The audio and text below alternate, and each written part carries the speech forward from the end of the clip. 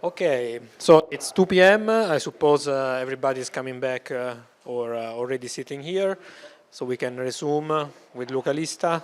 He's your lecturer on statistical methods for data analysis and particle physics.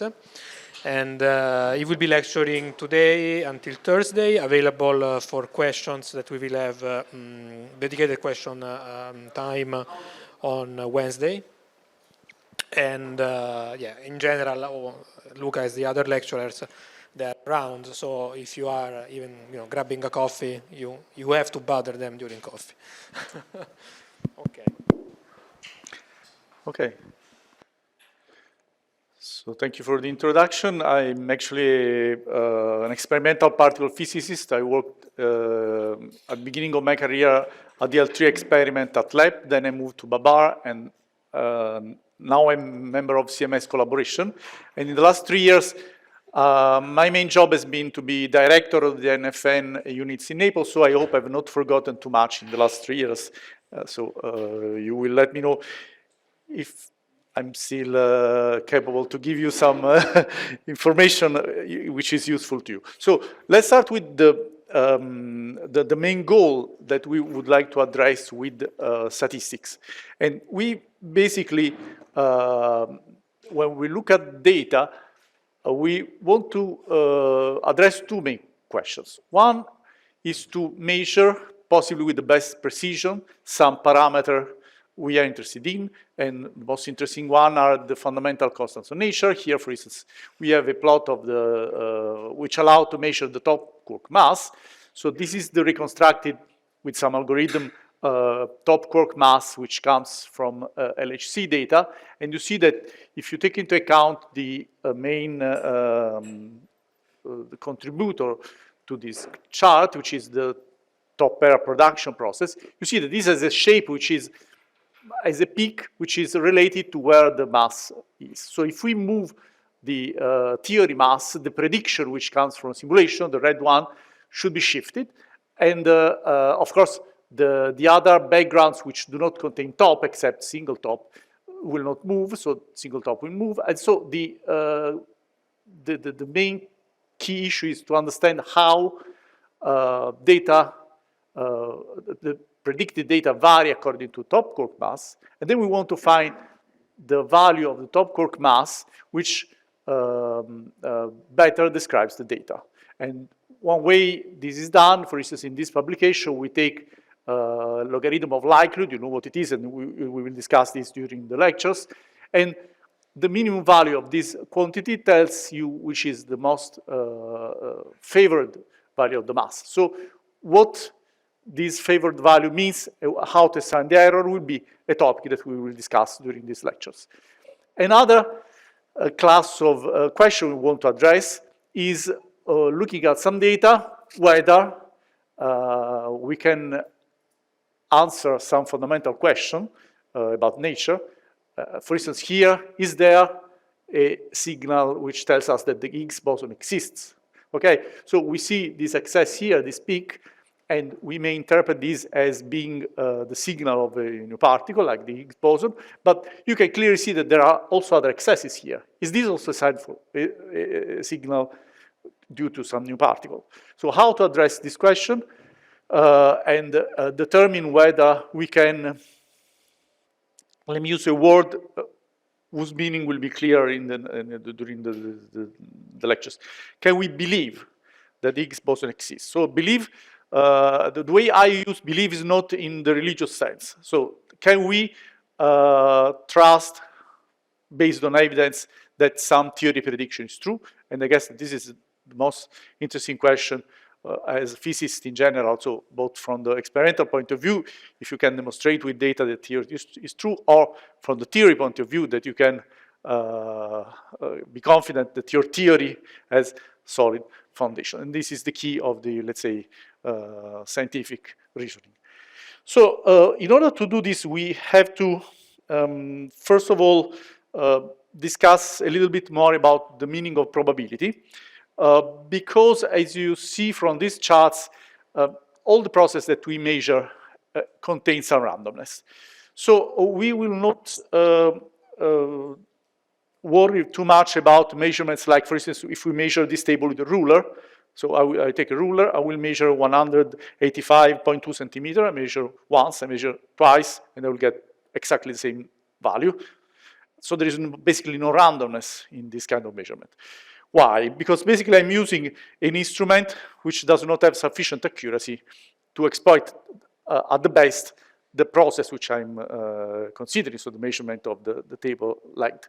When we use detectors, we usually, for instance, when we measure the energy of a particle, we basically never, even if the particles which reach the detector will, if these particles all have the same energy, the detector usually have some spread of the energy due to resolution. And if we measure exactly the same value, this means just that we are using a poor granularity of our readout. So we better take a granularity where we can appreciate that there is a resolution. So basically all the data which makes sense for science have intrinsic randomness.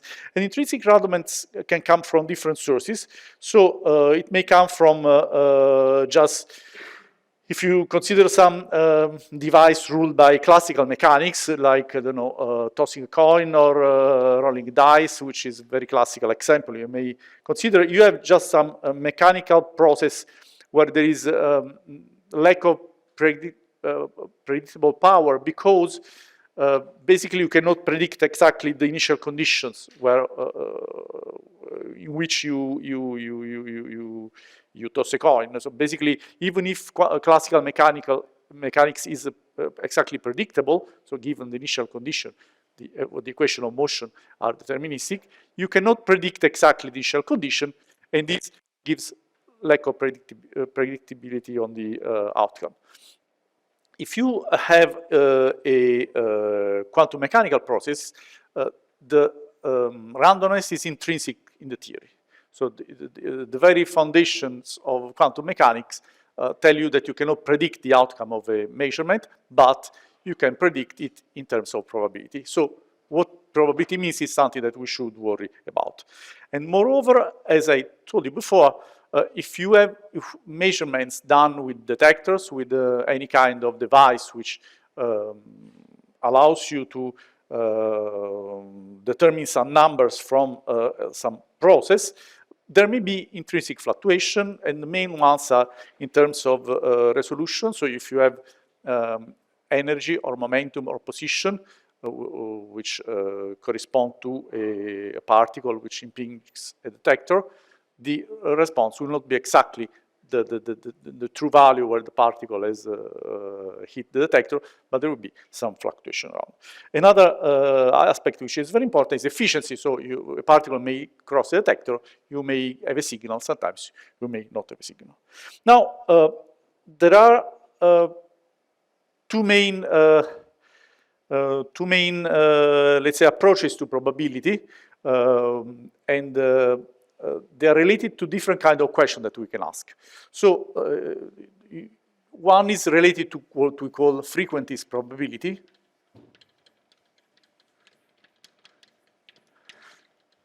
And another is related to what we call subjective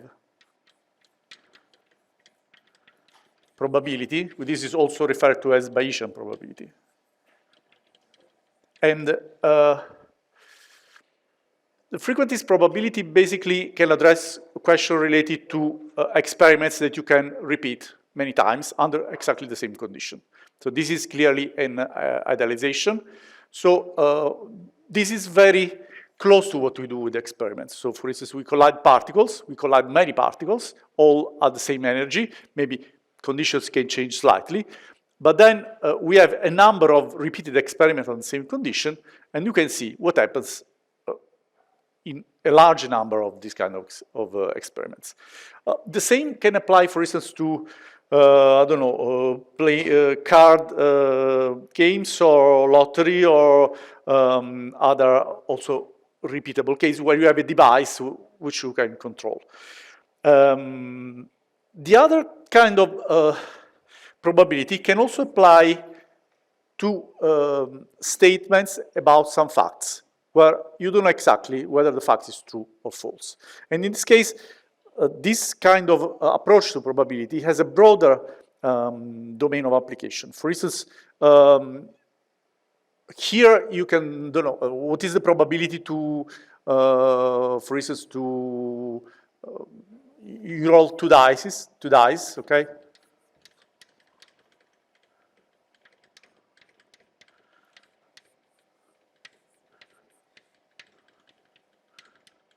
And what is the probability, for instance, to have 6 plus 6, okay? You can do this many times, and the probability here, we will see, will be related to what is the fraction of times where this will occur. In this case, this kind of approach cannot be applied to sentences like, will it rain tomorrow here in Florence? So I'm not interested in a question like, what is the probability that, for instance, during one year I have rain in a randomly chosen day tomorrow. I want to know whether tomorrow I have to bring my umbrella or not. So I cannot repeat tomorrow. Tomorrow happens just once. What is the probability that a football team wins some championship, okay? And more important, this kind of question can be applied to this domain of questions. So what is the probability that the Higgs boson exists? Today we know the probability is very large. We are confident it exists. What is the probability that dark matter is made of a heavy particle which does not interact easily with other matter? We don't know exactly this. So at this point, we necessarily fall under this domain when we want to ask questions about fundamental aspects of nature. And under this domain, when we have under control our experimental setup, okay? And this kind of question can also be addressed about not only events which have not been realized. For instance, does it rain tomorrow in Geneva? I don't know. We just wait and we see. About dark matter, we cannot just wait. We just have to probe nature and experiments. Or maybe we can also have questions about the past. What is the probability that dinosaurs went extinct because of an asteroid collision with the planet Earth? Or what is the probability that intelligent life was brought by aliens on Earth? Okay, and so on. Now, if we want to introduce one of the two, maybe we can do a step back and how initially probability has been introduced in a way where this kind of, let's say, dichotomy, this kind of debate between these two, apparently hard to conciliate approaches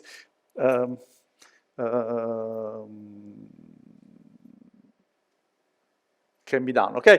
So we can start with another kind of probability, which is called the classical probability.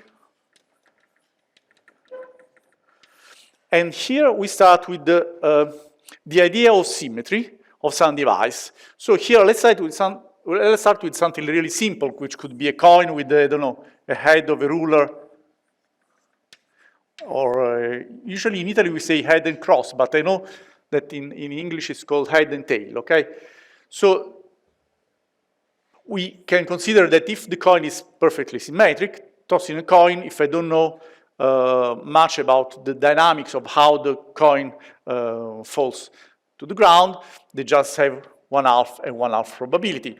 So basically what we say, we can count how many favorable cases exist. So in this case, the head is my favorable case and the cross is not, and I count the probability as the number of favorable cases divided by number of total cases, okay? So in this case, the number of favorable cases is 1, and the number of total cases is 2, and this gives you 1/2. So if you have the example which I showed you before, so the usual die which I toss, okay? In this case, the number of favorable cases, if I want to know what is the probability to have 1, is just 1, because we have 6 faces over 6 faces, okay? And starting from this, we can move on with the just combinatorial analysis, because if we have cases like, for instance, 2 dice.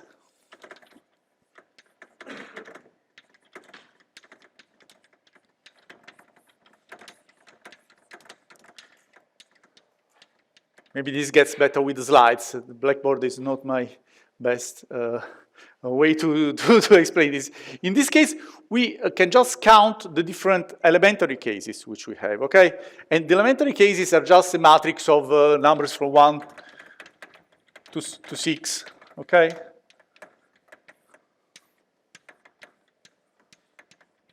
So basically I have 36 possibility. And I introduce here the concept of event, which is basically the occurrence of some condition. The condition could be that the total score keys, for instance, is odd. And in this case, I have to pick into this matrix only the elements which are odd. If you count, basically you have half of them which are odd, so it will be 18 over 36, and this will be 1/2, okay? Or maybe the probability that N1 plus N2 is, let's say, is equal to the maximum is 12. In this case, there's just 1 over 36. Now, here I'm not counting the frequency, okay? So this gets somehow close to this idea, but is also somehow related to a way in which we can determine probability in a way where all subjects basically don't have to debate, because if we all agree that these devices are symmetric, basically all will converge with the subjective, let's say, collective subjective probability that we believe that each phase of a die, if it is, let's say, homogeneous, there is no, let's say, extra weight on one phase, this will be basically easy to predict, okay? So in some sense, we do some assumptions. Here there is, in this case, there is an assumption of an idealized model behind, so that the system exactly obeys some symmetry. If we don't have an exact symmetry, this kind of probability does not help us, so we have to do some modification. And let's see, well, one interesting thing which I can show you, I don't know if I have a slide here, no, but maybe we can, something which already we can get here without too much effort would be this one. If you count, for instance, how many cases give you as a total value, all the possible values. So we have 1, 2, 3, 4, 5, and so on. So if we count how many times we have 2, basically we see that we have just one possibility here. So we have, if we count how many times we have 3, basically we have these 2 possibilities. If we count how many times we have 4, then we have this one, and so on. And the maximum we get is, I think is 7, if I'm not wrong. And then this gets down. So this is the probability defined in this way. So the number of favorable cases divided by the number of total cases. So we start with an elementary, let's say, device which has uniform probability from 1 to 6. And then if we sum 2, we start from a flat distribution. We have a sort of triangular distribution, okay? You can do the same combination in 3 dimensions and check how many combinations you have for the sum of 3, and you get an histogram which resembles more something like, I'm not drawing it here, but has more, let's say, a bell shape. This is a feature which we will see will be common to many different distributions, and will take the name of central limit theorem, but we will come back to this later. So basically, when you add up more random variables, they tend to have a distribution which is shaped as a Gaussian, you know, where we are ending it to. So how far we can get without entering this debate between frequencies and subjective probability? So one step forward we can make, and we can get a useful distribution, which then is also useful conceptually, not only for practical purposes. So So first of all, let's take and consider what is called the Bernoulli process.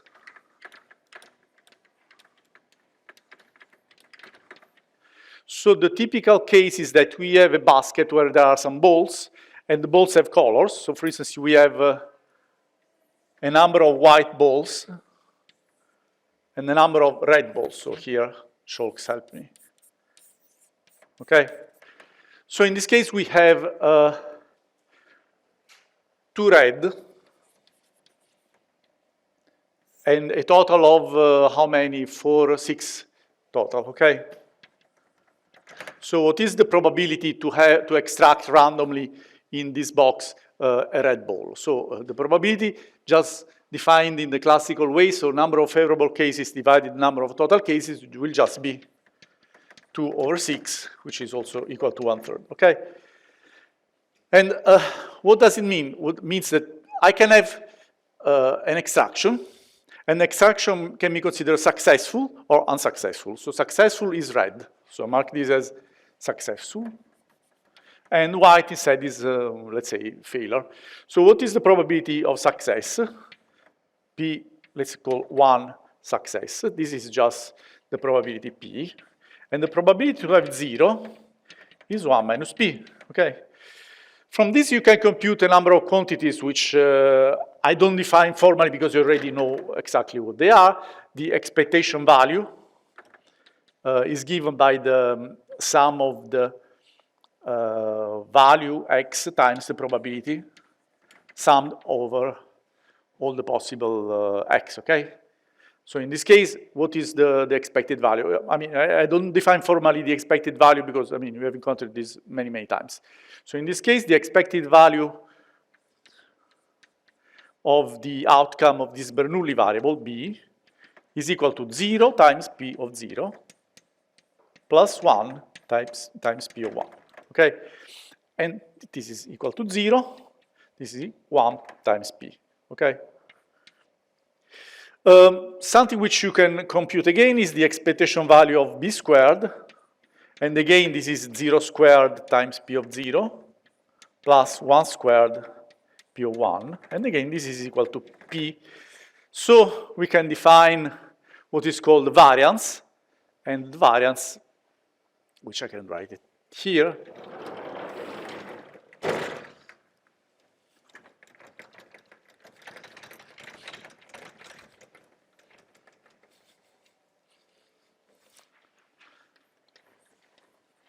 the variance of B is equal to what? To the expectation value of B squared, okay? Minus the expectation value of B. And in this case, this is equal to P minus P squared, so is equal to P times 1 minus P, okay? This is all you need to know, and the standard deviation sigma is equal to square root of the variance,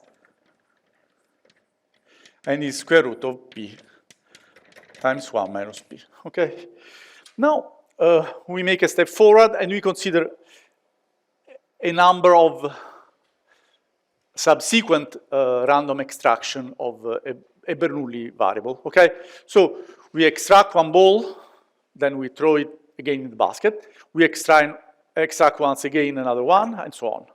And we count how many times I get a red ball over the total number of extractions. So this is the case where I have just one extraction. I have just the Bernoulli case. This is the case of 2 Bernoulli extraction, 3, 4, and so on.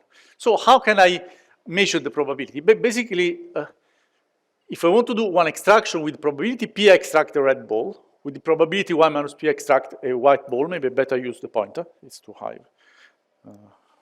What is the laser? No. Ah, it's interesting. So if I have one red ball, then I can extract the second one with probability P. So in this case, probability would be with P times P. And here, instead, I have P times 1 minus P if I extract a white ball. Or I can go in the other direction. I have 1 minus P, and then I go again 1 minus P to have a probability to have 2 white balls. Or I can also have 1 white and 1 red if I first extract one white and then one red, which is the same result as if I have first a red ball and then a white one. So I have probabilities which are products of P multiplied by the number of white balls. So multiplied a number of times equal to the number of red balls, so it's P2, the number of red balls, and 1 minus P to the power of the number of white balls. But I have to take into account that there are multiple times where I can reach one of these states. So I have to basically count the number of times that this result occurs. So this is 2 times, 2 possible paths. This is 3 possible paths because you go here, or here, or here. And you know very well what it is. This is the binomial coefficient. Okay, so I don't do a formal mathematical derivation for this, but it's easy to demonstrate that the probability that you get is this one. The probability to have n red balls given the total number n and the probability p is equal to the binomial coefficients, which is n factorial divided by n minus n factorial and small n factorial.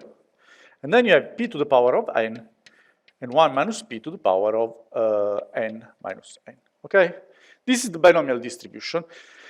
And there is a well, actually, I would like to show you how it is distributed, but for some strange reason, this is slanted on the other way. So I'm sorry about that. I'm afraid that all plots show up this way, and no, not all plots. Okay. So in some cases, I will have to basically. No, let's take this one.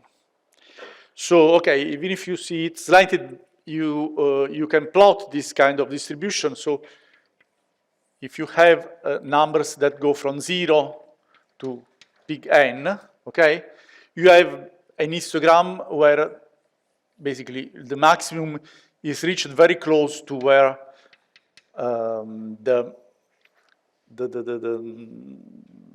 number N is close to P times N, okay? And how you determine the expected value of B of a binomial variable or the square? But basically, since this is the sum of n Bernoulli processes, you can just sum the expected value or sum the variance, because variance and expected value are linear, okay? So you end up with an expected value of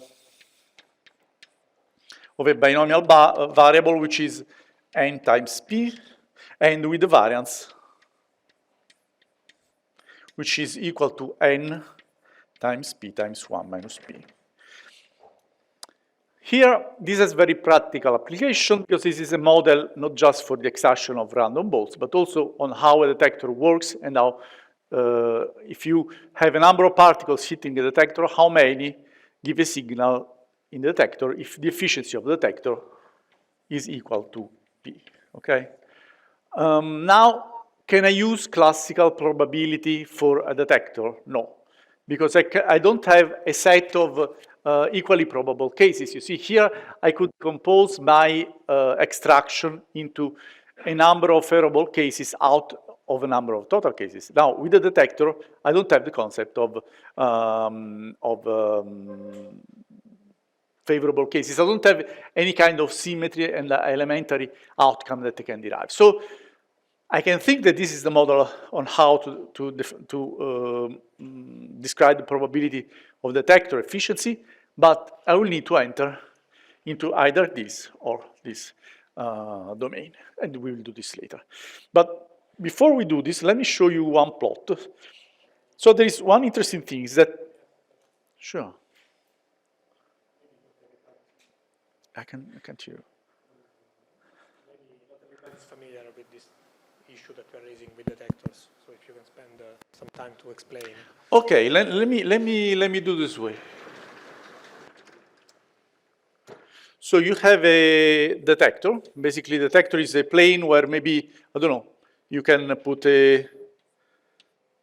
some gas here, and you put high voltage, okay? So here you have some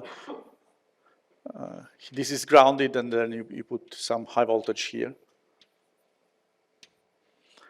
So when a particle crosses this detector, there may be a spark, okay? And this spark may give you a signal because you may have readout strips here.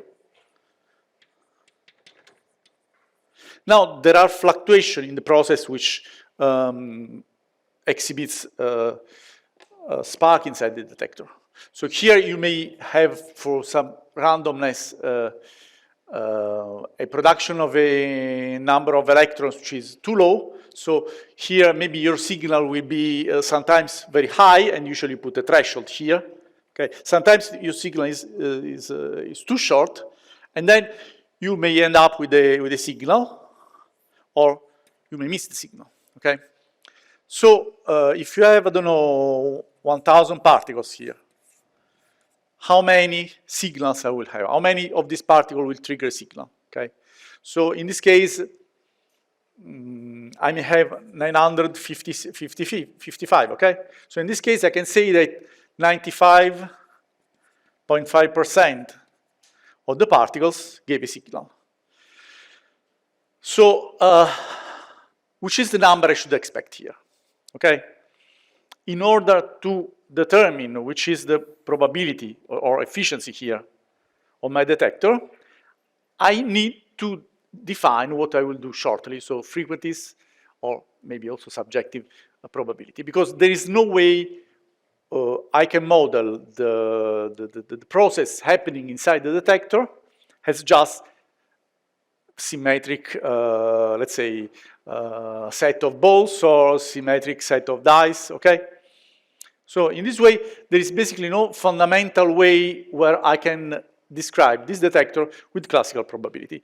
But there is a way which I can exploit in order to introduce what will be the, let's say, the law of large numbers. So basically what I can do is the following.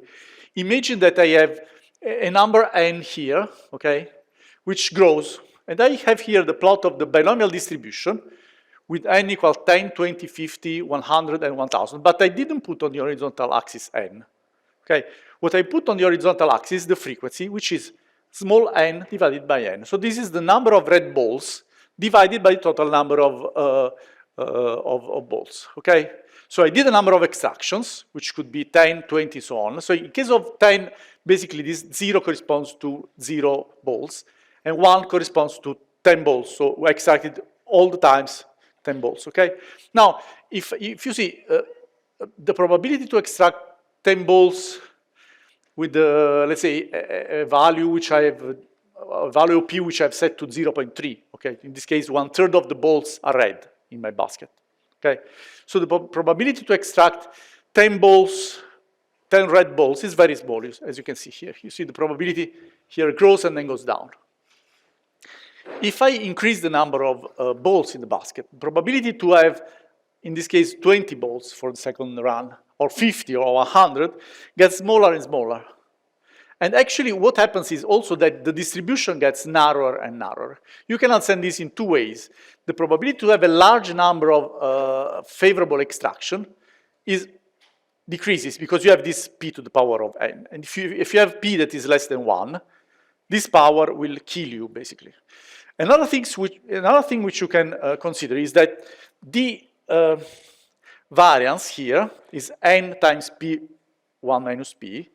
If you consider the variance of the frequency, which is the number of favorable cases divided by n, okay? In this case, you get, maybe we can also consider let's say, the square root of the variance, the standard deviation. In this case, what you get is square root of p 1 minus p divided by n, okay? And basically, this gives you the notion of how wide is this distribution. And since you have 1 over square root of n at the denominator, this n will basically kill you and make the distribution narrower and narrower. Note that since we have a normalization of the probability, so the total probability should be equal to 1, I had to put this square root of n in front of the probability, okay? Because otherwise, I would have it that if this narrow peaks gets very narrow, the total probability gets lower because you basically spread this probability onto many different values, but the probability density here gets higher. Anyway, we will come back to this later. So the idea is that it is basically, if you start from classical probability,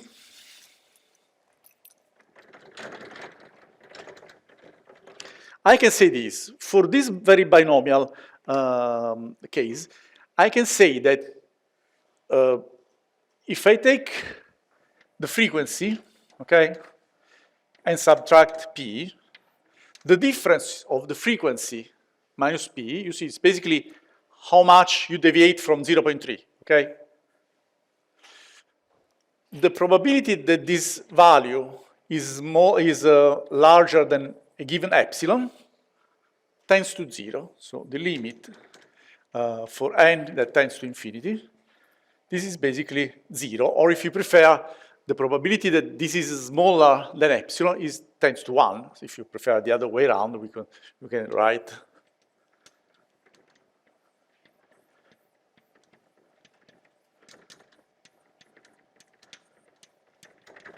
and this is true for every epsilon. So I can take any epsilon as small as you wish. So you can go narrower and narrower. And if you take n sufficiently large, basically this distribution will be concentrated in narrower and narrower values. Okay, so what does this tell you? This tells you that the frequency basically approximates the probability if n is sufficiently large, with no more random effect. So the random effect gets narrower and narrower, so you can think that if n really tends to infinity, the frequency is no longer a random variable, but this is actually almost equal to p. This is what is behind the idea of the frequentist probability. So this can be strictly demonstrated starting from classical probability for the binomial case, okay? Is it useful to us?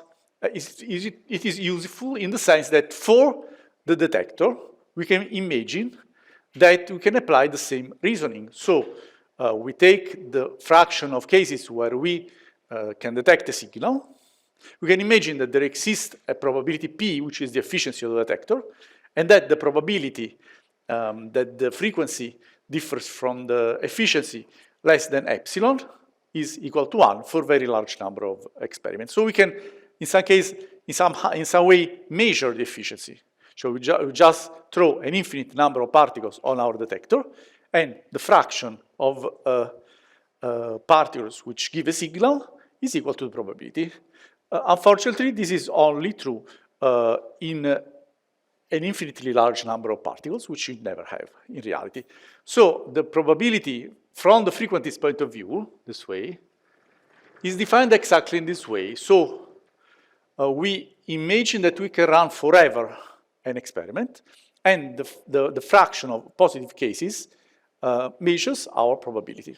So we can apply this, let's say, in a pragmatic way, in the sense that we say, okay, we can run this long enough. And as physicists, we are more or less pragmatic. So we say that for a sufficiently large amount of time, I can run my experiment, my test beam, I can collect data, until, let's say, I have a possible fluctuation of this measured frequency, which is smaller than epsilon, which is an amount which satisfies our degree of precision. But strictly speaking, if you want to do, let's say, mathematical definition, this would be a circular definition, because if I don't have an underlying probability model, I cannot define rigorously frequentist probability. So the definition of frequentist probability is exactly this one. The probability is equal to p if the frequency approaches the probability less than epsilon with probability equal to 1 for an infinite number of cases. But if I have not defined an underlying probability model, clearly this would be a circular definition, okay? So this is not very pleasant, but is used in a very pragmatic way. The a very nice feature of frequentist probability is that this is completely objective. So we don't enter this subjective domain. Okay? So this is one reason why many physicists prefer the frequentist approach. Now, let's, another thing that maybe I have to show, I can show you, but I'm sure you already, yeah, I don't show it very nicely. But another way we can tweak this binomial distribution is that we take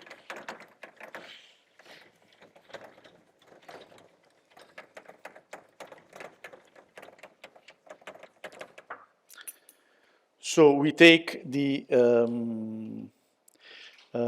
limit where n times p is a constant, and we call this nu, for instance. But keeping these two constants, we make the limit where n tends to infinity, and conversely, p tends to 0, okay? If one tends to infinity, the other tends to 0 at the same time, keeping the product fixed, we have a distribution which is not a Gaussian, sorry. Okay, is this one, where you don't have an upper limit to n, okay? N goes to infinity, but very large number of extraction n are very much disfavored. And you can do the limit, can compute the limit of the binomial distribution, which I've deleted. No, it's this one, this is binomial distribution. Okay, and if you do this, the limit in this way, we obtain the very famous Poisson distribution, which has a single parameter, and this is nu to the power of n, e2 minus nu, divided by n factorial. You know very well what it is, and the way to use this in practice is to predict the number of occurrences of random processes where you know what you call basically rate parameter, okay? Rate could measure, for instance, the number of times a process occurs if you know on average how many we have per unit of time.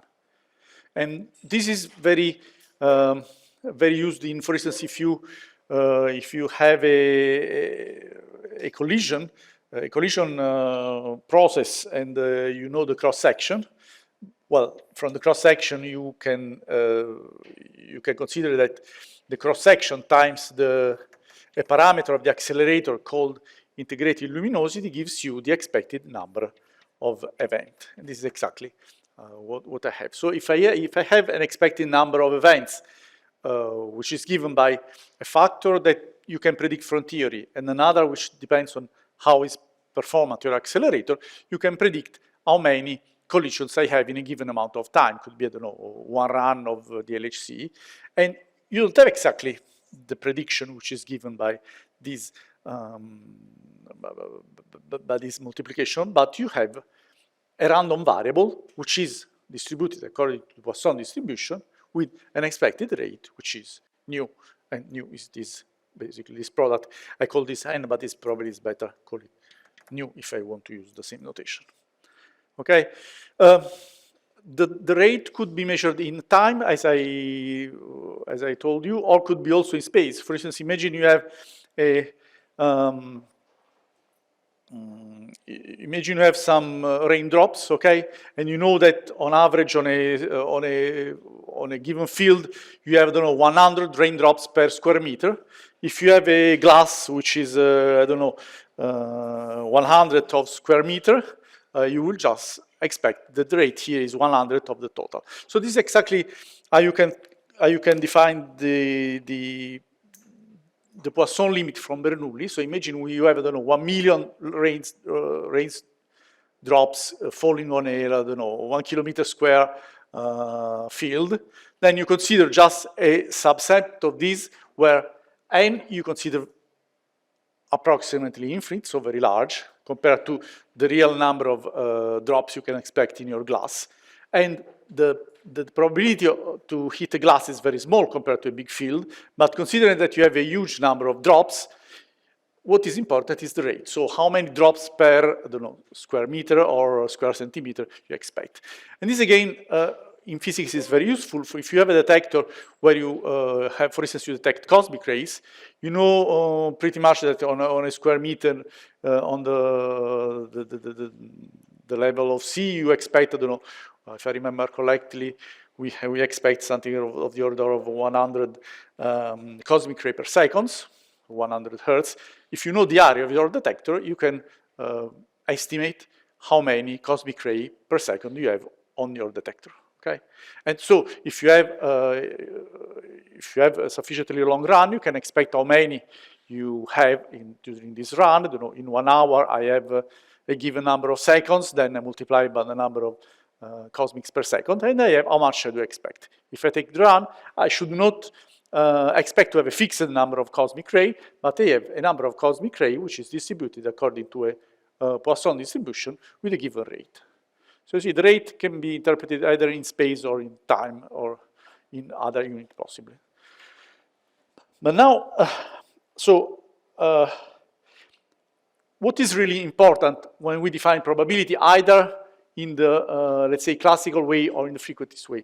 So the important thing is that you have an underlying mathematical structure which has been formalized by Kolmogorov for the first time, and this gives us an axiomatic definition of probability. So I have a probability if I have the following ingredients. First of all, I need what is called sample space.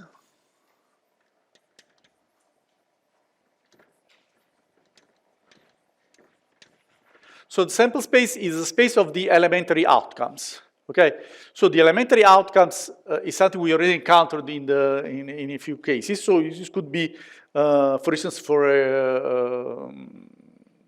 when we roll some dice, could be the number of counts I have on each dice, so 1, 2, 3, 5, 6, and so on. Or could be, the number of rains in my glass for the other example, or the number of cosmic ray which I have, or for instance could be also the energy which I measure in my detector. So I can start to use variables which have also a richer variety, not just the one which encountered in the classical approach. Then we have an event space called F.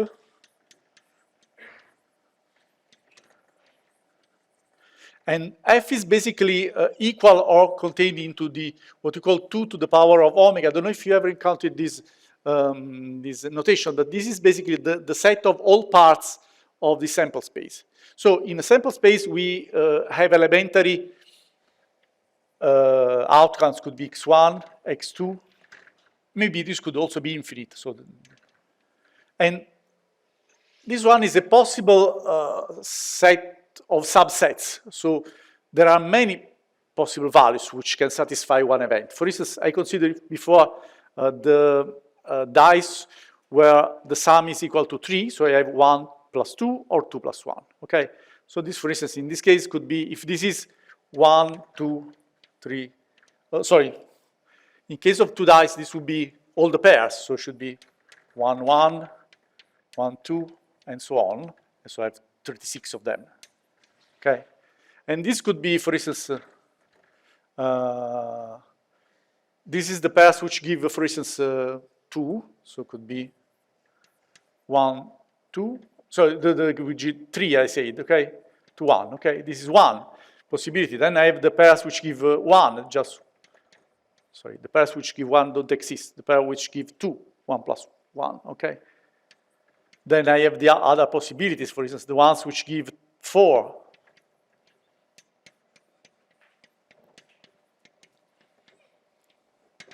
So every event is actually a set of possible elementary outcomes, as we considered before.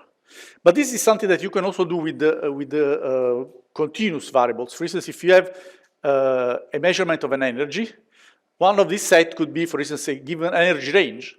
So what is the probability that my energy is between 1 GeV and 2 GeV? Okay. So we basically need a sample space where we have the elementary outcomes, and then the event space where we have subsets of the sample space. And then we have a measurement, P, and P takes an element, an event belonging to F, and associates a probability. This is a real number which is greater or equal 0, and obeys a number of properties. So 1, the probability of omega is equal to 1. It's called normalization.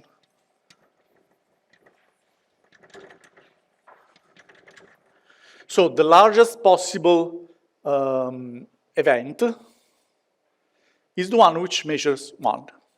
And then if you take two events, A and B, which have 0 interception, then the probability of A united with B is equal to the sum of the two probabilities.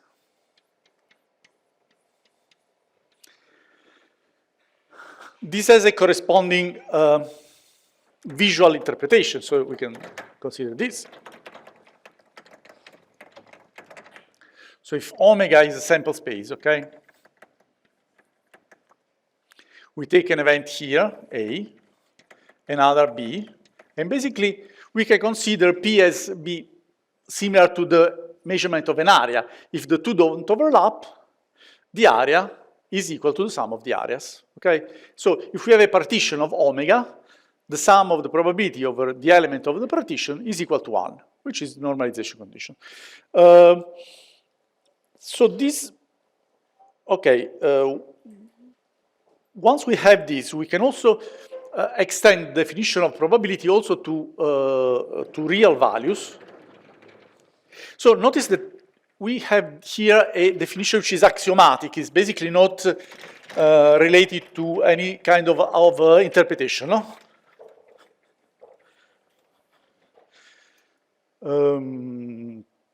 So whatever definition of probability, classical probability, frequencies, or we will see also Bayesian, provided that these axioms are satisfied, we can apply a number of theorems.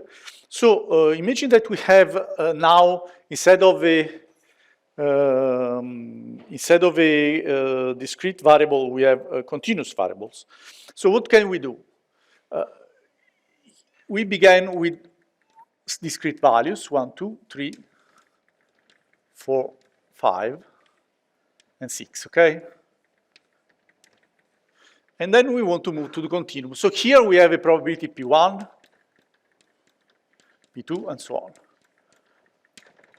Now, if we have a continuous variable, an interval from 0 to 1, for instance, well, we have to consider that this axiom must be obeyed. So, if our sample space is omega, this is omega, okay, this is a variable x, then the single elementary outcome is just a point here, okay? So we have to get sure, first of all, that the probability of omega is equal to 1, and then we can consider which are the subsets of our measurement. So our subset may be, for instance, intervals. So A could be an interval, and what I want to do is to have the possibility to measure the probability associated to this interval, okay?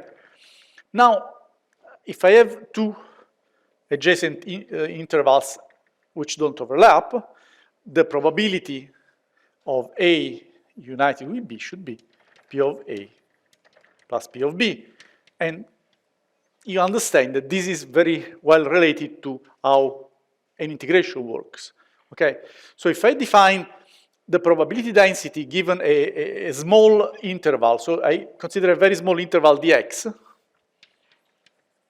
I can associate to this interval a probability P, which is equal to some function times dx.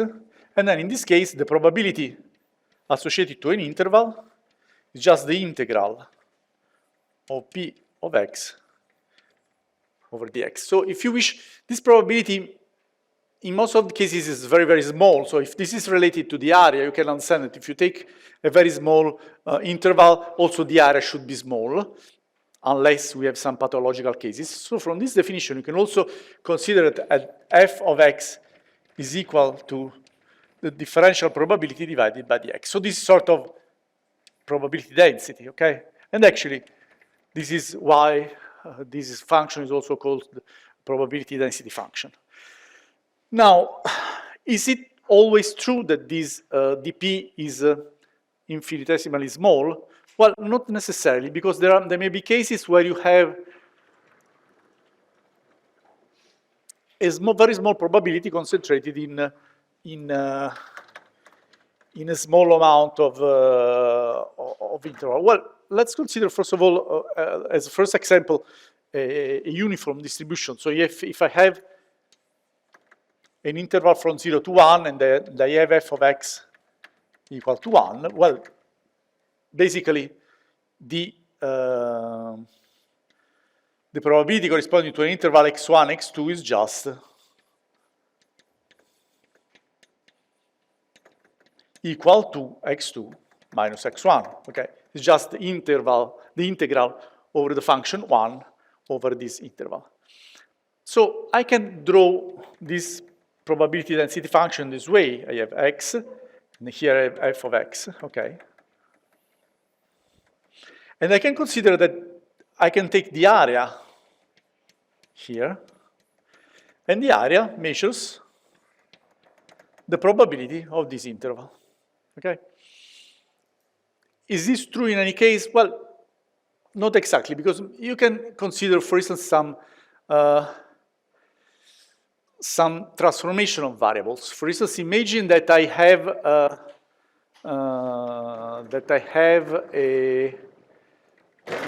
a function of this variable f. So how can I proceed?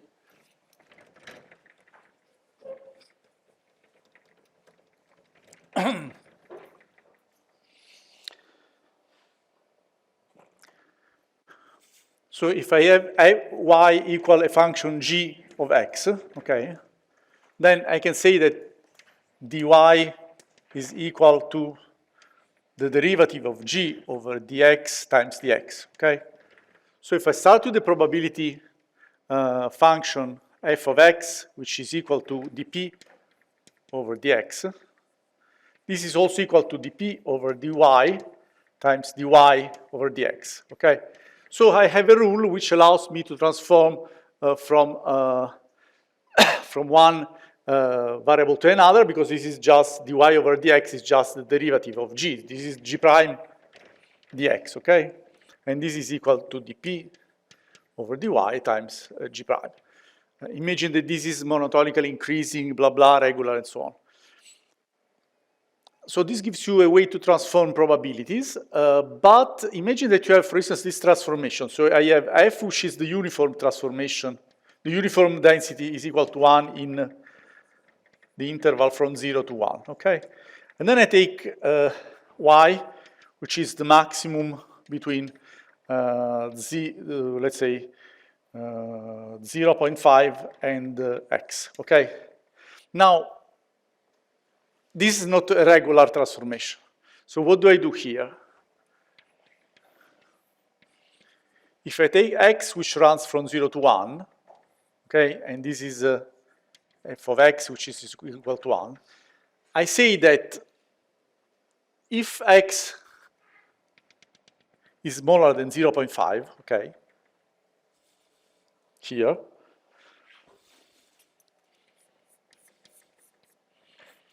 y is equal to the maximum number, so is equal to 0.5. While here, y is equal to x, okay? So what will be the probability distribution of y?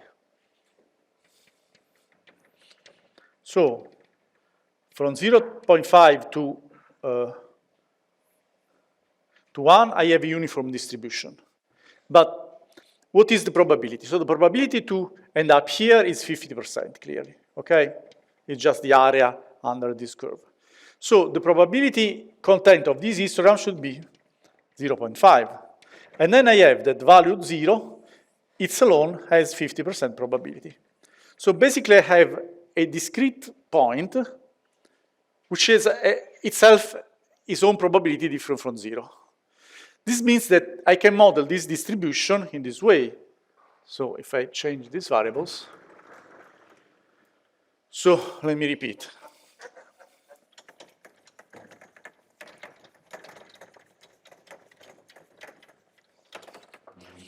So if I have y equal maximum between 0.5 and x, then the probability distribution, dp over dy, will be 50% times a uniform distribution from 0 to 1, okay? So maybe I can put this way. 1/2 if y is greater than 0.5. Otherwise, this is basically infinite, okay? Because I have an infinite density. So what I can write here is that this is equal to 1/2 delta of x minus 0.5 plus 1/2 a uniform function of y in the limits which are 0.5, 1. So this function is basically just let's say a box function. So it's 0 everywhere except in the boundary 0.5 to 1, okay? This one. But I have to add up a contribution, which is basically a Dirac's delta, okay? So, okay, first of all, it's 1 hour you're lecturing, in case you considered. yeah, so maybe we can make a break here. I was not implying, just saying, but if you want, of course. The other thing is this function chosen specifically to display this, or it looks like array looks? Well, this is actually, we will find some kind of function like this at the end of the lectures, because we will find some test statistic used for Higgs boson search, which contains this kind of conditions. So do not occur always, but sometimes they show up. So I just wanted to warn you that you have a very nice and simple way to describe PDF as functions, but sometimes you may have some irregular contribution. So in most of the cases, some say that the probability to have a single point x0 is equal to 0. This is not always true. You may have some delta Dirac's contributions. And does it have, so this is a continuous function, y? This is not continuous function. Why? Y is, this is a continuous but not differentiable transformation. Exactly, so yeah. it's the non-differentiable part that makes a difference in this story? Or The fact that you don't have a differential, you cannot differentiate the function means that here you have an infinite, basically. Okay. Did I confuse you? Somewhat. Okay, maybe we can make a short break here. Okay.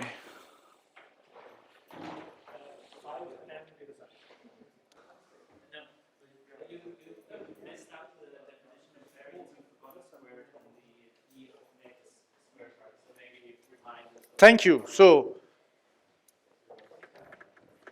the variance of a given x is equal to what? Is the expectation value of, so I have to take the expectation value of x squared minus the expectation value of x squared. Did I do it wrong? Yeah, you forgot the second square. I forgot the second square, so I apologize for this. So in that case, this was p, and this was p squared, which is equal to p times 1 minus p. Sorry for that. Thank you. So it's good that we keep this on the records for, okay. More, any other questions before I restart? Okay. Maybe I can spend just a few minutes to talk you a little bit more about change of variables. So I showed you in a very quick way how to change variable just based on the definition of the probability density, which is dp over dx, okay? Now, if I move from x to y, which is the given function, let's say, y of x, okay? What is the probability function for y? So maybe if this is called f of x, I should transform this into fy of y. how to do this in a general way. So is there any general way if the function is not differentiable? So we can move back to the case of the discrete probability, okay? So if I have values x1, x2, xn, okay?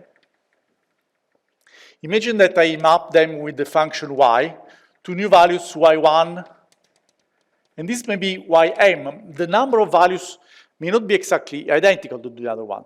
If I have n values that map into other n values, and this is, let's say, a one-to-one correspondence, I simply take the probability of x1, and then the probability of the mapped value, y1, will be exactly the same probability as the other one. So how can I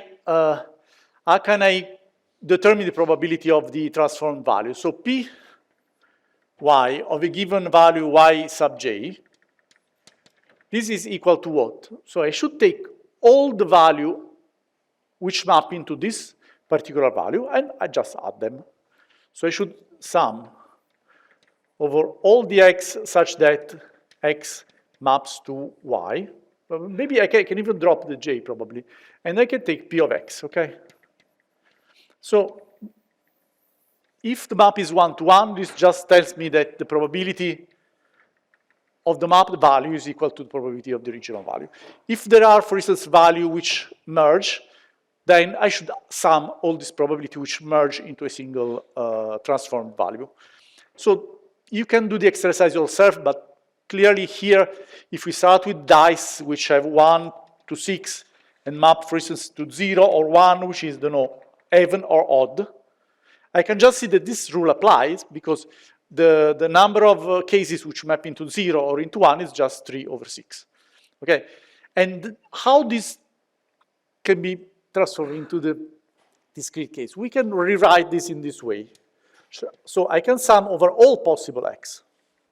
But here I should add a 0 or 1 multiplying this. So 0 or 1 is just a delta. This is the Kronecker delta, okay? Delta of x. And then x should be, so I could do this way. I should write delta of,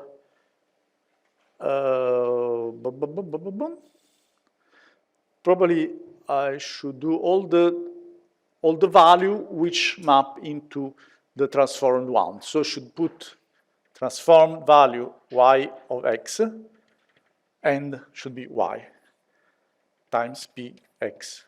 How does this read? So this read that if I have these are two indices, okay, if x is mapped into y, and y is the y where I want to compute the probability, if x is such that its transformed value is equal to y, this should apply. Well, this is not strictly mathematical, because this may be, these are not necessarily integer values, okay? This may be real values. So if I want to be rigorous, maybe I should rewrite this way. Let me be a bit pedantic. So in this case, I use indices. Y sub I, no, I put j for this case, is equal to sum over I. And then I put delta of y, sorry, I should put the, I can do this. Maybe it's just better that we assume that this delta also works for values which are not, I mean, I could imagine to map these values as labels, integer labels, and this works. Now, how can transform this into the discrete, from the discrete to the continuous case? Well, something which holds is that one could demonstrate this rigorously. I will not do this. If you transform the sum into the continuous version of the sum, you have the integral over dx. And here, instead of the Kronecker delta, you have delta of y minus the transformed y, fx of x. And this is the way it works also if the function f is, let's say, imagine you go from x to x squared. So all the positive and negative values map to the same value, okay? And in this case, you can see that this works. And if the function is invertible, you can apply a rule of the delta, the Dirac's delta. Well, these you can take out the derivative. I will not do the computation, but you will get the same rules as before. So you basically end up with what you naively do with dp over dy equal to dp over dx times dy, dx over dy. And here, actually, you need to put an absolute value, because if you have a negative derivative, you don't want the probability to be negative. And there are technicalities which I don't want to enter here because we need to spend a lot of time. But this is a way where you can basically propagate the transformation of coordinate into probability. Now, so we had now that we can deal with the continuous probability, we will comment why we use the Gaussian probability density function, which you all know very well what it is.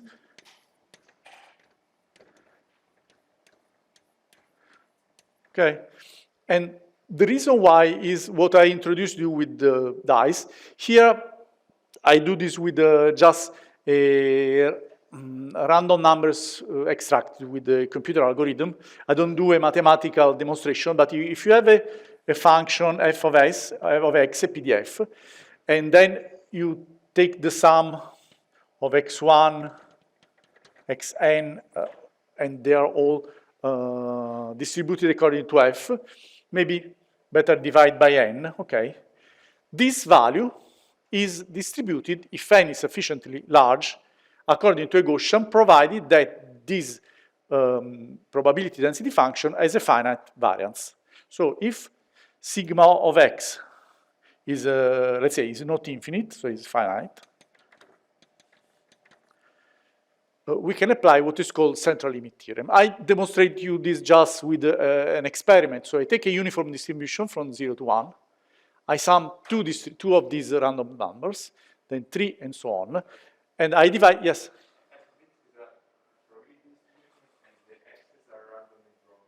Yeah, exactly. So all the x1, xn all follow the same function, okay? So the only issue is whether the variance of these remains the same. And actually what you discover is that this has a variance which gets narrower and narrower, okay? So if you divide by n, you end up with a variance which goes as the original variance divided by square root of n. So in order to do this, what I had to do is I take a distribution which is centered around 0. You see I have a distribution which is symmetric. And then I multiply by the square root of n. In this way, if I multiply, if I sum these variables, so what I did actually is not this change, but is x1 plus xn divided by square root of n, okay? But in this case, the expected value of x is 0. Otherwise, I have to subtract it, okay? So what I get here is that the width of this distribution remains the same. So this is the only trick, because otherwise, if you use this, you have a distribution gets narrower and narrower. And if you do this exercise, you see that with a uniform distribution with n equal 1, clearly you see that this is a box. With n equal 2, you see that this is a triangular shape. With n equal 3, these are actually branches of parabolas. So up to here, down here, down to here. And with n equal 10 or even more, you have a distribution which is more and more similar to a Gaussian distribution. What if you don't have something like this?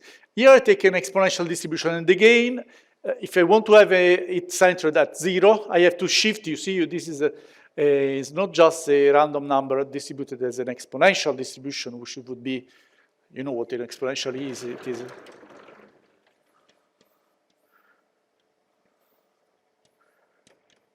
okay. And I have to shift it in order to have an average value equal to 0. You see? Then I sum two exponential numbers. You see that instead of having a sharp edge here on the left, this starts to be a shoulder. it gets more and more, let's say, well-behaved and gets closer to the Gaussian, but not as fast as the uniform distribution. So how fast you approach the Gaussian approximation depends on the shape of your original PDF. But eventually, for n that tends to infinity, this is true. And here, there is nothing much to say about the Gaussian distribution, except that within 1 sigma, you have the usual, so the integral from -1 to 1 of the Gaussian with the expected value 0 and sigma 1. This is equal to 68.3%, and we like very much this value. If you do the same integral from -2 to +2 of the same quantity, we end up with the 95.4%. I never remember the last digit. And if you do the integral from -3 to +3, you have 99.7%. And these numbers are usually very useful because we consider rounded up values, so we consider very often content probabilities of 68, 95, and 99. 99.7 is not always considered as, well, sometimes also 90%, you see. Or 99. These are, I mean, it's usual to have as benchmark values probabilities that correspond to a given interval. There are other numbers which turn out in physics rather useful. In particular, is the 5 sigma criterion, that the integral from -5 to 5 of a Gaussian distribution is 1 minus something of the order to 10 to -7. So it's 5.7 times 10 to -7. So remember that also that 5 sigma corresponds to something which is very, very close to 1, up to a difference which is order of 10 -7. And this is something that will also show up because 5 sigma, you know very well, it is used as a level for discovery. Now, this PDF tells us another interesting thing, that we started with the binomial distribution, no? Binomial distribution has some parameter which is interesting to us. No? So the binomial distribution has one random variable n, and then has parameters which are the total number of trials and the probability p. The Poisson distribution has the rate parameter, which is interesting. The Gaussian distribution has x and as the mean value mu and sigma. And basically, we are all interested in probability distribution or probability density function, which are parametric. So these are parameters which describe the actual behavior of the distribution. So the core of statistics, we will see, is that we are interested to know this parameter. So this parameter represents some quantity that we are interested in. Could be fundamental constant of nature, the mass of a particle, the lifetime of a particle.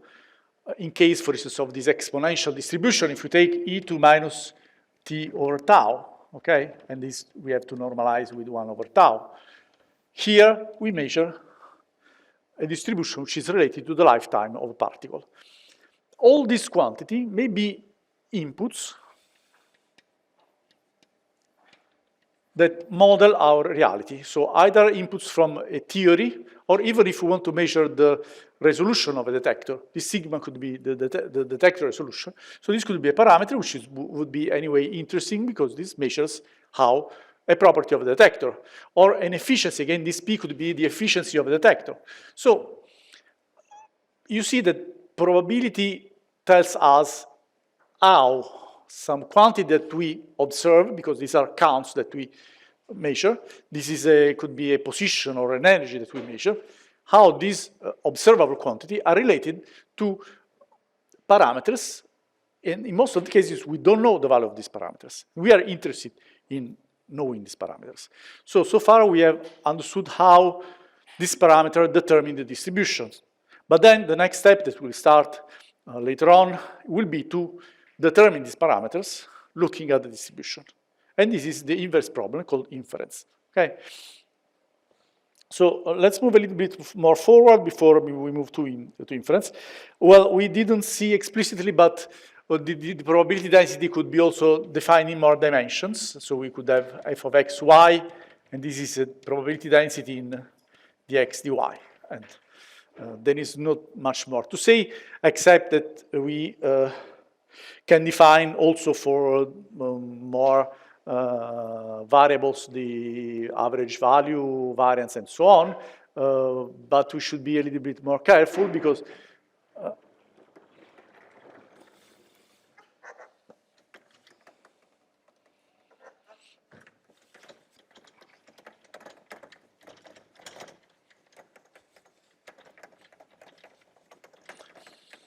if we have two variables, f of x and y, but here, of course, you can move to any possible variables, we can say, what is the probability distribution of a single variable? What does it mean? If I randomly extract the two variables together, what is the probability distribution of a single variable if I ignore the second one?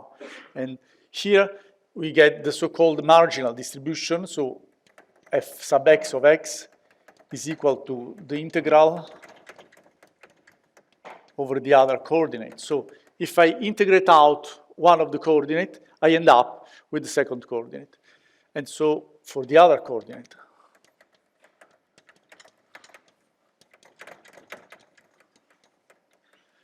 the y. Okay.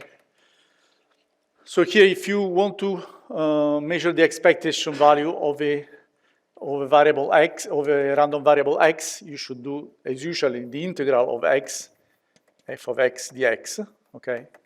And in this case, what you need to do, you should integrate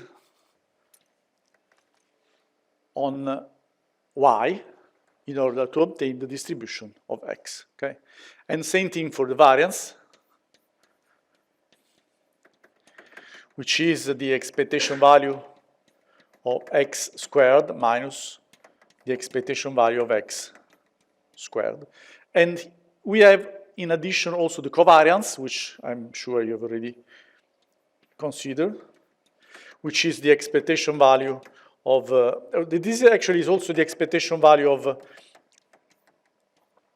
x minus expectation value of x squared, okay?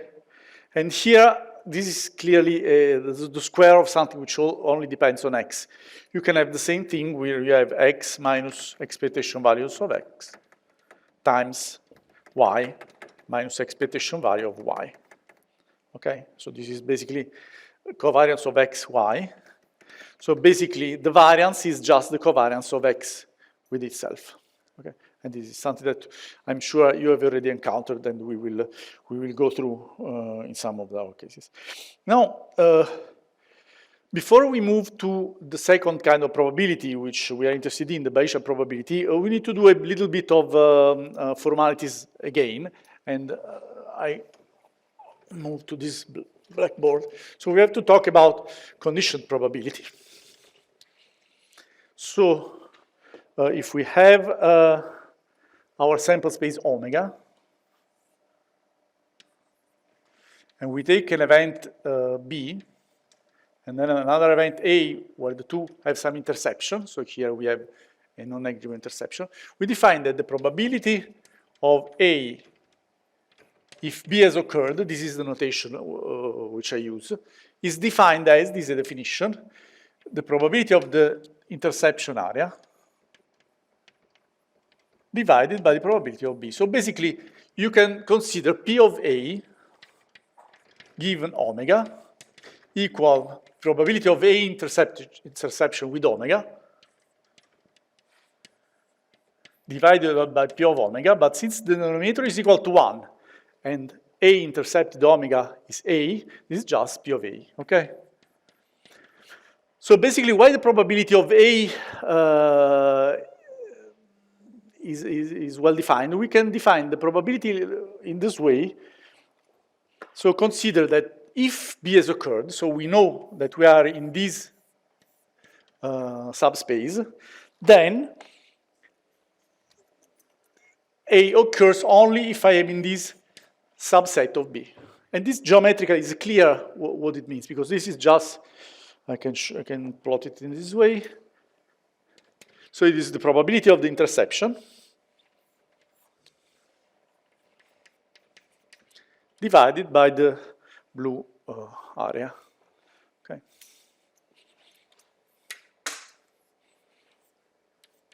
And this is exactly the same if we take as B the intercept. Now we can say also that we can also reverse this, and we can say that if P of B given A is just the symmetric definition, so it's P of A interception with B, and of course this operation is symmetric, I can swap the two, divided by P A, I end up saying that I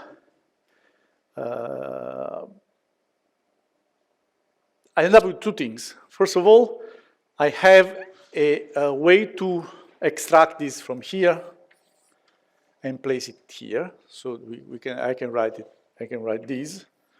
P of A given B is equal to, I can write this term in this way, PA intercepted with B is equal to PB given A times PA, okay? So if I plug this into this equation, I end up with the P of B given A times PA, okay, divided by P of B. This is called Bayes' theorem, and so we keep this, and then we will we'll go through.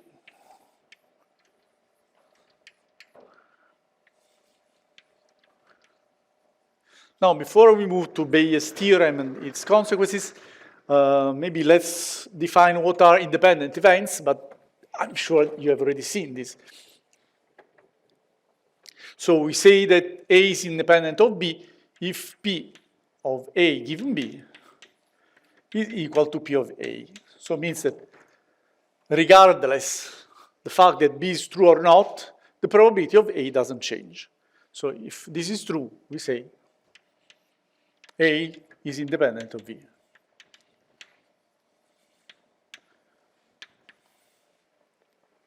Now, how can I write this? I should write this in this way. So P A interception B divided by B by PB is equal to PA. And this gives also that the probability of the intersection A and B is equal to the product of two probabilities. So this is why, so when A is independent on B, clearly also B is independent on A, because if this is true, then I can also demonstrate that P of A intersection B divided PA is equal to PB. And this tells me that P of B given A is equal to PB. So basically, regardless that A is occurred or not, B doesn't change. So this means that B is independent on A. So if A is independent on B, B is independent on A. So we say that A and B are independent. So the notion is symmetric. And how this turns out into more dimensions. Into more dimensions, it is rather easy to visualize what are these sets. Because if we take the space X and Y here, imagine that we have our omega space is a rectangle in this area, we can take an interval dx, okay? And we can define the set A corresponding to this dx, okay? And we define that the probability A is equal to basically the probability density function times dx. So it is the probability density function in x, so it is integral of fxy over dy times dx, okay? We take B as an interval in the other dimension. So in this case, we have the P of B is just conversely the integral of f of x, y, dx, because this is, remember, f sub y of y, and this is f sub x of x, okay, times dy.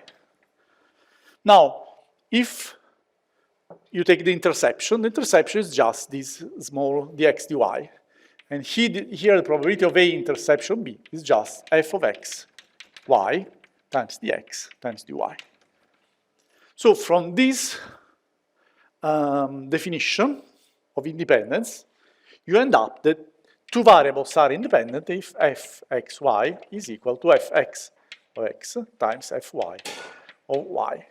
So, because here, if you compare the two, just the x dy disappear, okay?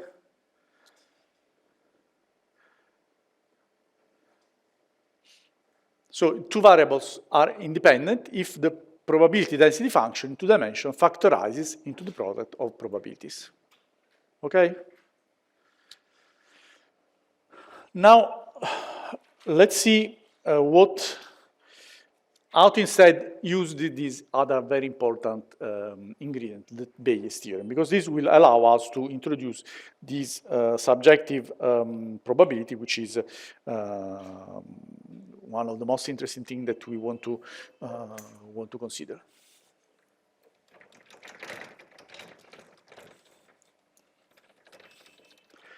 So,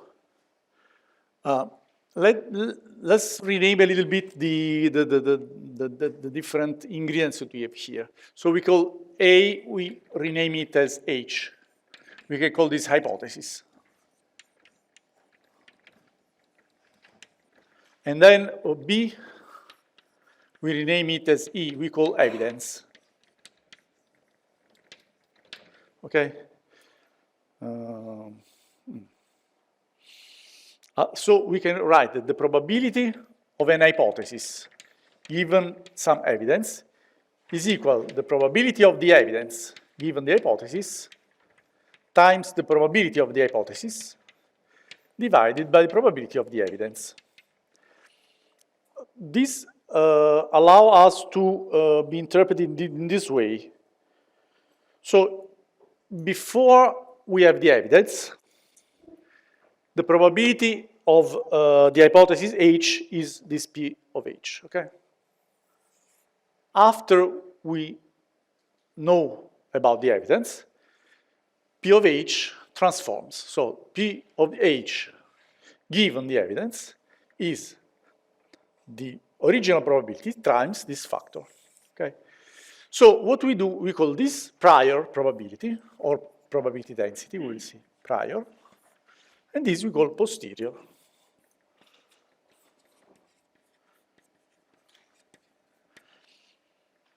Now, let's consider a simple case which is very familiar to physicists.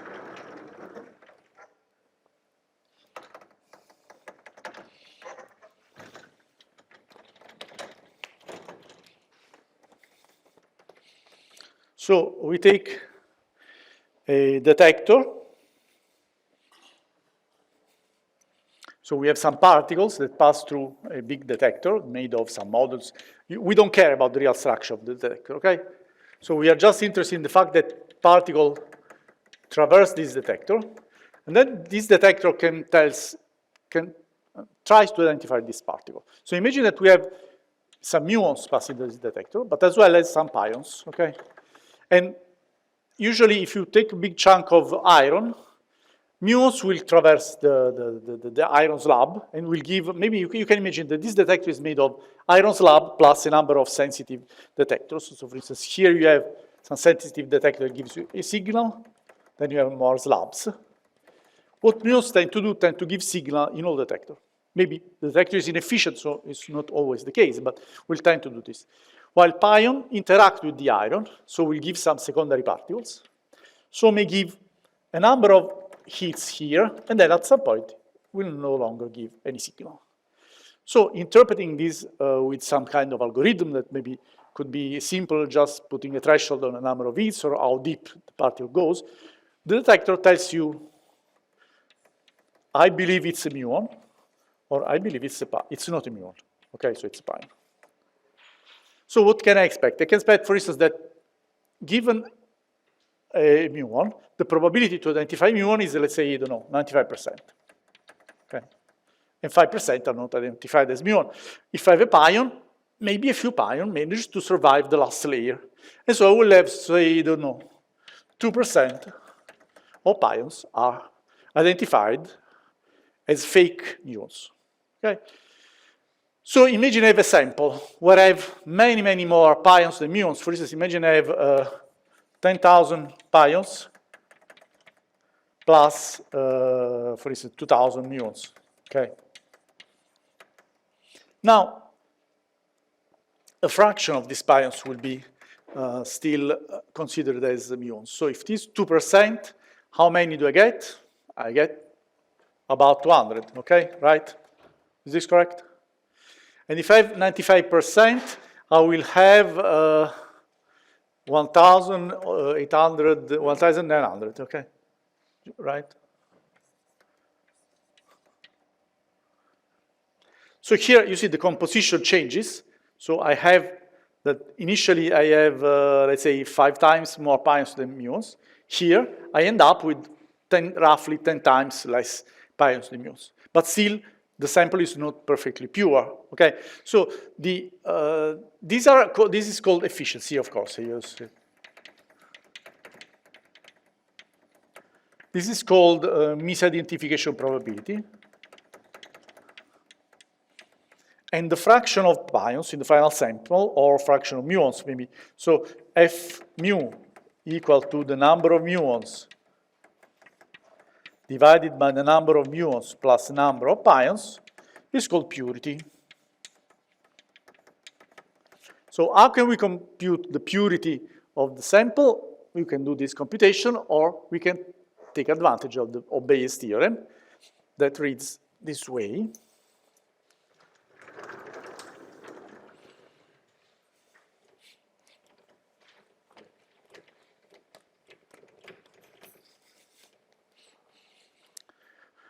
How much time I have? Okay, I have 15 more minutes.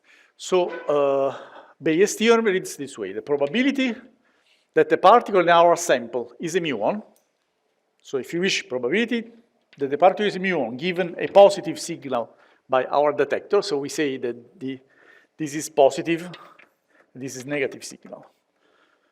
This is equal to the probability to have a positive signal on a muon times the probability that the particle is a muon, divided by the probability of positive identification. So what are these ingredients? The first one, probability to have positive signal on a muon, is called efficiency. Okay, so the efficiency is this one.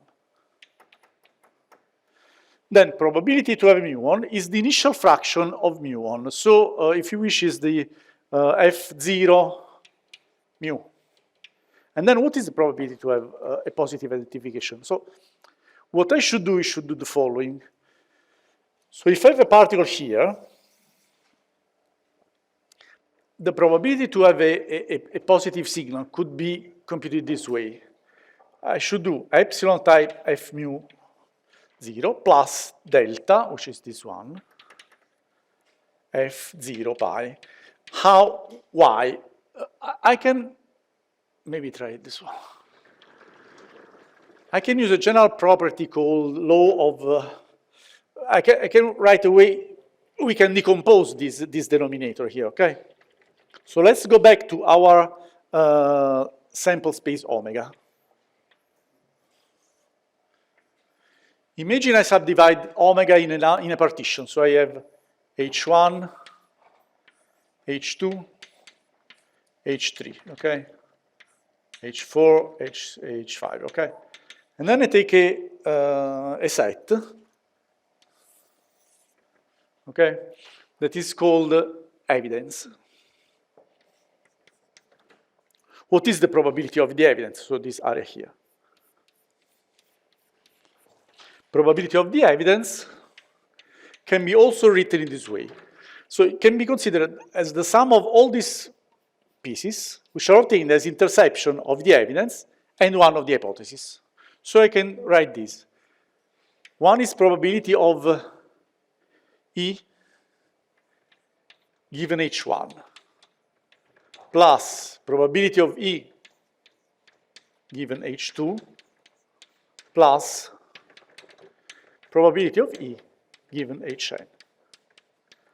This is called the law of total probability, and if you rewrite this Bayes formula in this way, we can also write this here. P of E given H, P of H. Sorry.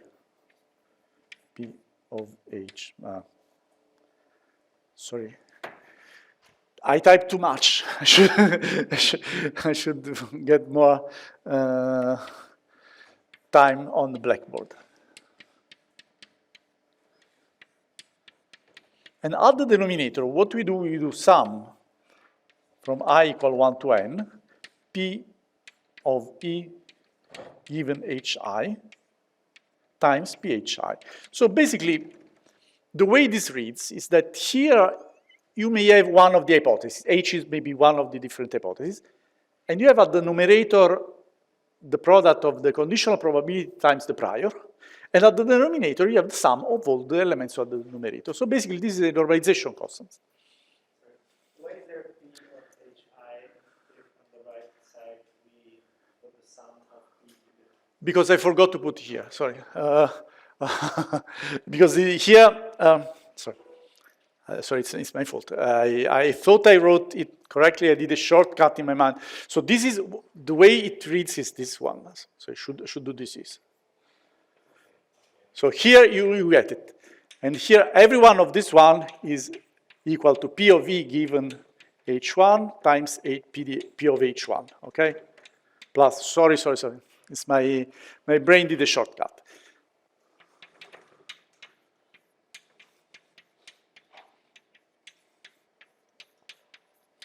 Okay? So this is actually the interception of the two. And the interception can be written as the conditional probability times the probability of one of the two, or one of the n hypotheses. Is this correct? Thank you for... So the denominator here is actually a normalization term. And here you see that if we take this expression,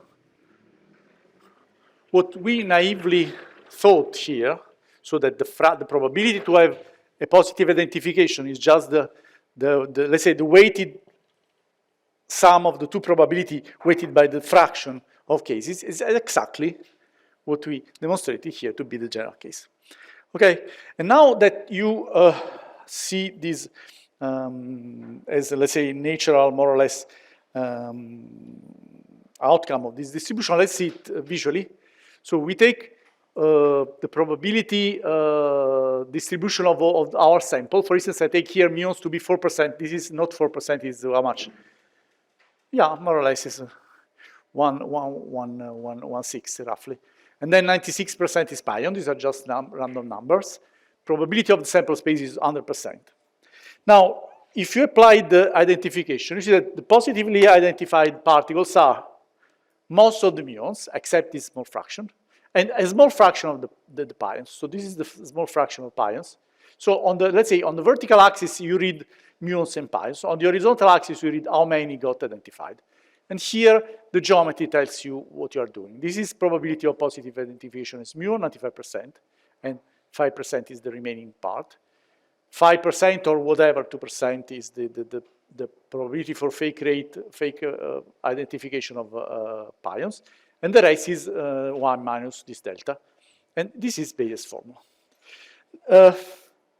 Now, imagine we want to apply this not just for something which we can measure, but for instance, let's consider some statement where we cannot apply frequentist probability. And now we will introduce Bayesian probability, okay? If we have some claim, for instance, I want to demonstrate that some person has got extrasensorial perception he can guess, for instance, a random extraction of cards with some probability which exceeds what one normally would do. Imagine I have extract a number of cards, and it's very unlikely that the person, just by chance, can tell in advance what is the result of these cards. Now, if the person gets extrasensorial perception, the probability to make a correct prediction is very high. So, I mean, unless, he doesn't get very well concentrated, is not in contact with these super, let's say, extraterrestrial powers. In some cases, he may have some fake performance, but most of the time he will get right. If the guy has no extrasensorial perception, most of the time he will do no prediction. By chance, one can get it. Now, how can I interpret this horizontal, let's say, prior on the number of muons and pions? So here, the prior, if H is a claim, which is not, let's say, is a statement which is not related to something that can be randomly predicted. So H is the hypothesis, my guy has extrasensorial perception or not. My prior is how much I am ready to believe subjectively that extrasensorial perception exists. So if I'm ready to accept very easily that these, let's say, ultranatural powers may exist, my priors may be 50%, so why not? And so in this case, if I observe a special, very rare occurrence, my posterior will be very strongly in favor of the extrasensorial perception, because the posterior is basically just the, let me come back, is the ratio of the areas which are positively identified. So here is the purity, basically, of this muon sample. Okay? So in this case, if my prior is 50-50, my posterior will be very strongly directed toward this one, because basically will be almost 100%. If I'm skeptical, so if my prior is very low, so I'm not ready to believe this, again, maybe my posterior will shift to give a more chance to the extrasensorial perception. So maybe let's try again and try a more strict, let's say, a more stringent test where these things may not happen very easily by chance. And let's make a more stringent test. Or we can add one more H3 to these cases. So we have the guy has extrasensorial perception, no extrasensorial perception. Maybe this guy is cheating, and maybe this is a much easier hypothesis. So I give a priori, so my prior will be, let's say, it's very unlikely that the guy has extrasensorial perception. I'm more ready to believe that this guy is not. Maybe it's also possible that the guy is cheating, okay? And in this case, this gets more favored against this one.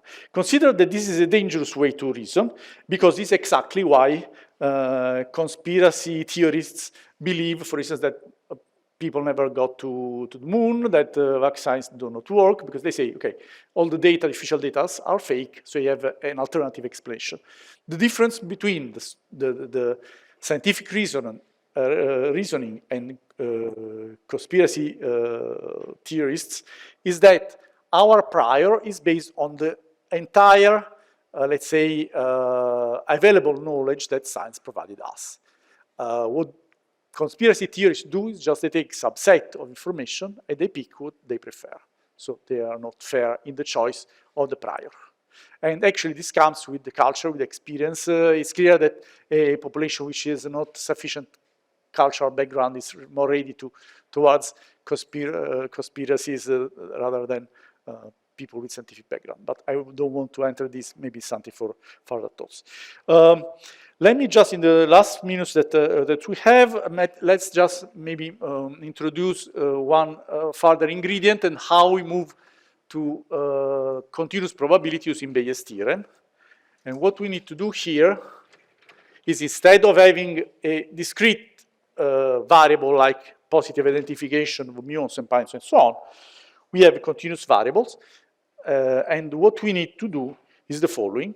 If we have some probability model which has some parameters, so we saw before the Gaussian has average, standard deviation, binomial probability and so on, I may have a probability model which is probability of x given a number of parameters theta.